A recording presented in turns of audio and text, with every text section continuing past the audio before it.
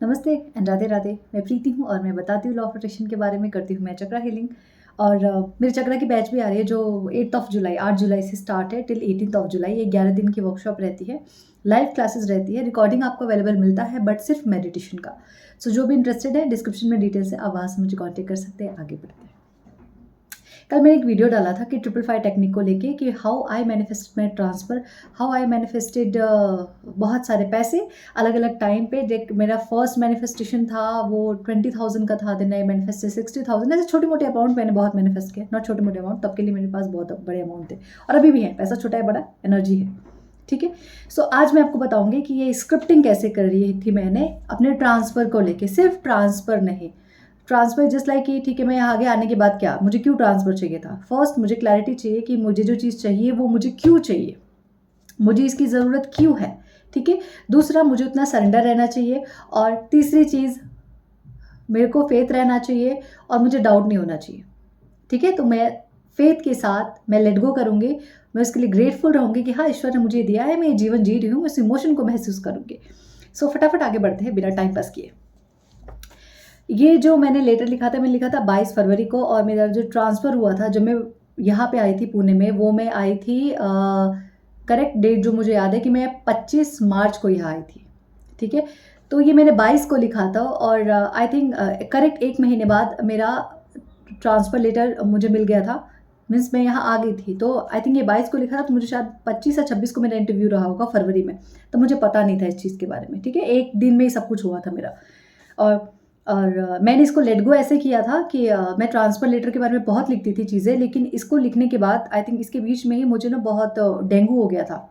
मेरी तबीयत कुछ तो बहुत ख़राब हो गई थी और फिर हुआ था कि अभी ट्रांसफ़र ना ही आए तो बेहतर है, क्योंकि मुझे पहले रिकवरी चाहिए। मैं कैसे चीज़ों को अकेले मैनेज करूँ, क्योंकि मैं अकेली ही रहती थी नोएडा में, तो मैं चीज़ों को कैसे मैनेज करूँगी। तो यूनिवर्स देखो, अगर आप उसको सच में भरोसा करते हो ना उसके ऊपर, तो वो आपको ना सबक देता है कि इट जस्ट लाइक कि या तो तुम छोड़ो या तो मैं तुमसे छुड़वा दूँगा, अगर आपको उस पर इतना भरोसा है तो।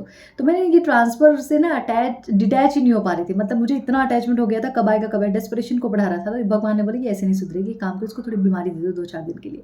तो उस टाइम पे मैं बहुत बुरा बीमार पड़ी थी, मतलब डेंगू होना और फिर मेरे को बहुत सारी प्रॉब्लम हो गई थी। मैं क्या शेयर करूँ प्रॉब्लम्स के बारे में। और उस वक़्त ऐसा हुआ था कि फिर मैं ये मना रही थी कि भगवान अभी कुछ ना आए तो बेहतर है, कुछ ना ही आए तो बेहतर है, क्योंकि अभी मुझे 1 डेढ़ महीने तो बिल्कुल रेस्ट चाहिए। ये सोच के 2-4 दिन में ही मेरे पास मेरे इंटरव्यू हुए और उसके बाद फिर मेरा लेटर आ गया था। सो इसमें मैंने क्या लिखा था वो मैं आपको बताती हूँ। Thank you so much universe, मुझे मेरा ट्रांसफ़र लेटर मिल गया है पुणे के लिए। और मतलब मैं 7वें आसमान पे हूँ, मैं बहुत-बहुत ईज़िली पुणे आ गई हूँ और मेरा सामान भी बहुत आराम से आ गया, क्योंकि नोएडा में थी, अकेले रहती थी, रूम लेके रहती थी, तो सामान बहुत हो गया था और कोई था ही नहीं वहाँ पे, तो सब कुछ अकेले ही करना पड़ा था।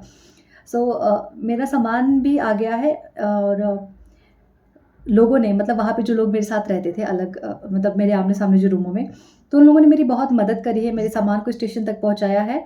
और यहाँ पे जब मैं पुणे पहुँची हूँ, तो गोला मुझे रिसीव करने के लिए आए हैं। और मेरा कोच सेकंड एसी है, ये भी मैंने पहले से डिसाइड किया था कि यही है, तो वो सेकंड एसी ऑब्वियसली टिकट भी उसमें ही करा के दिया था उन लोगों ने। मैंने पुणे का सफ़र बहुत एन्जॉय किया है और अब मैं पुणे आ गई हूँ। सुकून है, इतना टाइम से जिस दिन का वेट कर रही थी, now I am in Pune because यार नई-नई शादी होती है और आप ऑलरेडी 5-6 महीने अपने हस्बैंड से दूर हो, तो बुरा लगता है यार, जब आपको एक साथ रहना चाहिए तब आप क्या बोलते हैं डिस्टेंस रिलेशनशिप में रह रहे हो। सो इसीलिए so I am in Pune. So thank you so much universe. And मैंने मेरा घर ठीक कर दिया है, मतलब अब बंदे रहते घर में और एक लेडी रहे तो दोनों में बहुत फ़र्क होता है घर ठीक करने में, ठीक है। सो मैं और उसके बाद मैंने अपना घर अच्छा किया है, मुझे बहुत अच्छा लग रहा है इतने बड़े घर को देख के, जैसा मैंने मैनिफेस्ट किया था ये घर बिल्कुल वैसा ही है। और मैं ऑफ़िस गई हूँ, मेरे मैनेजर से मिली हूँ, मेरे कलीग से मिली हूँ एंड दे आर अमेज़िंग। मैंने वैसे ही चीज़ें मैनिफेस्ट करी है, आज तक भी मेरे कलीग बहुत अमेज़िंग है, मेरे मैनेजर बहुत कूल है। सो वो लोग बहुत सपोर्टिव है मेरे लिए, बहुत हेल्पिंग नेचर है उनका। मुझे बहुत खुशी हुई कि इतने दिन बाद मैं यहाँ आई हूँ, इतने दिन का जो मैंने वेट किया था वो पूरा हुआ है। मैं बहुत खुश हूँ universe, thank you so much universe, thank you so much for this blessing. ये पहले मैंने इसकी स्क्रिप्टिंग करी थी और इस स्क्रिप्टिंग को मैंने फिर 555 टेक्निक में कन्वर्ट किया था, that I got my transfer letter, I got my transfer letter, I got my transfer letter, ठीक है। सो अभी मुझे ये दूसरी वीडियो बनानी थी क्लैरिटी के साथ। देखो, मुझे क्लैरिटी थी कि मुझे पुणे क्यों जाना है, बिकॉज़ मेरी फैमिली यहाँ पे, मेरे हस्बैंड यहाँ पे हैं, राइट। और मुझे मुझे अपने घर में रहना है, मुझे अपने हस्बैंड के साथ रहना है, तो मुझे पुणे ट्रांसफ़र लेने का इंटेंशन क्या है, क्योंकि मुझे अपने हस्बैंड के साथ रहना है, तो मुझे वहाँ जाके करना क्या है उसकी क्लैरिटी भी थी मुझे। तो क्लैरिटी के साथ मैंने चीज़ों को लिखा, जैसे मैंने आपको हर चीज़ को रिलेट करके बताया। I got my transfer letter, मैं पुणे कैसे पहुँची हूँ, मेरा सामान कैसे गया है, मैं किस में बैठ के आई, कौन से कोच में, और उसके बाद मेरी जर्नी कैसी रही है। उसके बाद मैं यहाँ आई हूँ, तो मुझे स्टेशन पे रिसीव करने के लिए मेरे हस्बैंड को मैं गोला कहती हूँ, तो गोला आए हैं। और उसके बाद मुझे बहुत सुकून मिल रहा है यहाँ के, ऑब्वियस है। आप जब अपने लव वन के पास रहते हो तो उससे ज़्यादा सुकून की कोई बात होती नहीं है। और उसके बाद ये जर्नी मेरे लिए बहुत आसान थी, मेरे ट्रेन की जर्नी मैंने बहुत एन्जॉय किया, मैं बहुत आराम से आई। उसके बाद स्टेशन पे वो लेने के लिए आए, मैं मेरे घर आई तो मैंने देखा घर मेरा बिल्कुल क्लीन है, बट जो सामान मैं लेके आई थी उसको मैंने प्रॉपर सेटल किया। तो सब कुछ मैंने लिखा, उसकी क्लैरिटी थी, मुझे ये जाऊँगी तो ये चीज़ तो मुझे करनी पड़ेगी, यहाँ जाऊँगी तो मुझे सारे सामान तो सेटल करने पड़ेंगे, घर मेरा कैसा होगा उसको मैं कैसे रखूँगी। फिर दूसरे तीसरे दिन मैं ऑफ़िस गई, वहाँ मैं अपने लोगों से मिली, वहाँ मैं अपनी कलीग से मिली, सबसे मिला, हाय हेलो किया, बहुत मज़ा आया। मैं इसी के लिए तो आ रही थी ना यहाँ पे। तो मुझे क्लैरिटी है कि मुझे कहाँ जाना है, क्या करना है, किससे मिलना है, कैसे अपने घर को समझाना है, कैसी चीज़। और जैसा मैंने घर मैनिफेस्ट किया था सेम वैसा है, मैंने घर की भी मैनिफेस्टेशन स्क्रिप्टिंग मैंने करी थी, और जैसा मैंने घर चाहा था मुझे ये घर वैसा है। तो जितनी क्लैरिटी आपकी रहेगी ना, आप सेम चीज़ें वैसे मैनिफेस्ट करोगे। सो डिपेंड करता है आप कितनी क्लैरिटी के साथ चीज़ों को मैनिफेस्ट करो, कितनी क्लैरिटी है आपके। ये देखो, ये जो मैंने यहाँ पे ये सारी चीज़ें लिख रखी हैं, अभी ये क्या है ना कि ये इसमें ब्लर मोड है, तो ये आपको चीज़ें प्रॉपर दिखेंगे नहीं, तो मैं इसको थंबनेल पे ज़रूर लगाऊंगी, आप वहाँ से इसको अच्छे से पढ़ सकोगे।